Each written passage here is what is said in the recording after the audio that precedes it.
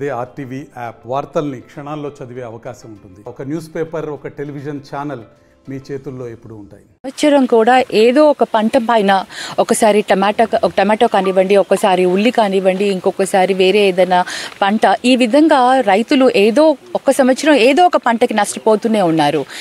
మనం ఎప్పుడైతే కనీస మద్దతు ధర మనం ప్రభుత్వం కనుక ప్రకటించిస్తే వాళ్ళకి ఏదైతే ఇన్వెస్ట్మెంట్ చేసుకుంటారో, ఏదైతే వాళ్ళు పంటకి పెట్టుకుంటారో ఆ పంట వాళ్ళు కష్టపడిన దానికి కనీస మద్దతు ధర తీసుకుని ప్రభుత్వాలు చెప్తూనే ఉన్నాయి, మేము కనీస మద్దతు ధర ఇస్తాము, మేము వీళ్ళందరినీ ఆడుకుంటాము అనేసి.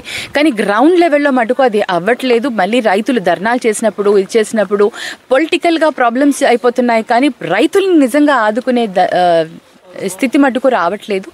గవర్నమెంట్ ఎంఎస్పి అనేది ఇంప్లిమెంట్ చేయాలి.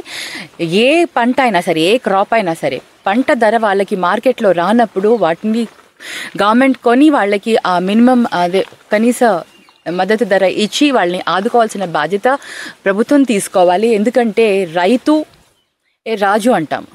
రైతు చూస్తే తినడానికి కూడా లేని పరిస్థితుల్లో రైతులు ఉన్నారు ఈరోజు.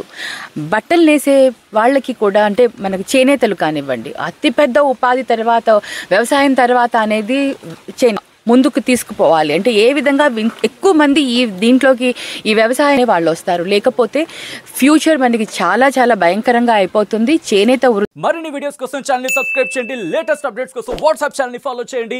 అండ్ లింక్ డిస్క్రిప్షన్ లో ఉంది.